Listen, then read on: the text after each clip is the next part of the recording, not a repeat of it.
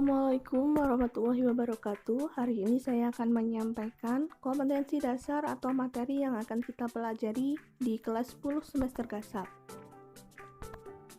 Kompetensi dasar yang pertama atau 3.1 adalah nilai-nilai Pancasila dalam kerangka praktik penyelenggaraan pemerintahan negara.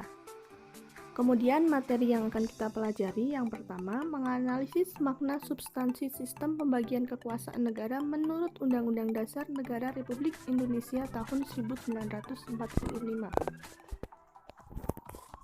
Yang kedua, mengidentifikasi kedudukan dan fungsi Kementerian Negara Republik Indonesia dan lembaga pemerintahan non-departemen. Kemudian yang ketiga, menganalisis kedudukan dan fungsi pemerintahan daerah dalam kerangka Negara Kesatuan Republik Indonesia.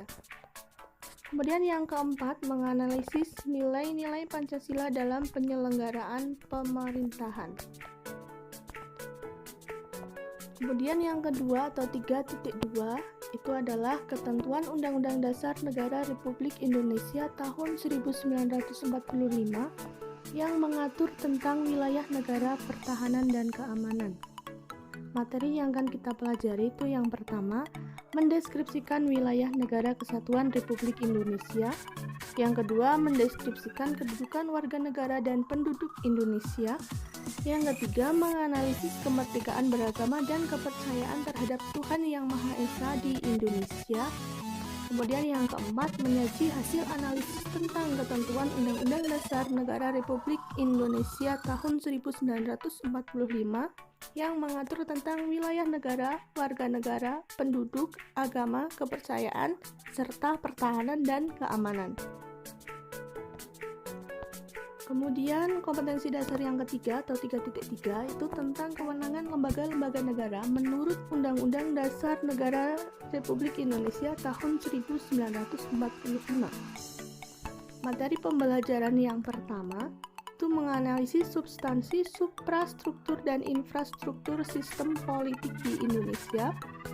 Kemudian menganalisis lembaga-lembaga negara Republik Indonesia menurut Undang-Undang Dasar Negara Republik Indonesia tahun 1945 tentang tata kelola pemerintahan yang baik. Kemudian yang ketiga itu menganalisis partisipasi warga negara dalam sistem politik Republik Indonesia. Dan ini yang terakhir atau materi yang keempat, yaitu hubungan struktural dan fungsional pemerintahan pusat dan daerah. Materi yang akan kita pelajari yang pertama, menganalisis makna desentralisasi atau otonomi daerah dalam konteks Negara Kesatuan Republik Indonesia. Yang kedua, menganalisis substansi kedudukan dan peran pemerintah pusat. Yang ketiga, menganalisis substansi kedudukan dan peran pemerintah daerah. Dan yang terakhir, yang keempat, mengkreasikan hubungan struktural dan fungsional pemerintahan pusat dan daerah menurut Undang-Undang Dasar Negara Republik Indonesia tahun 1945.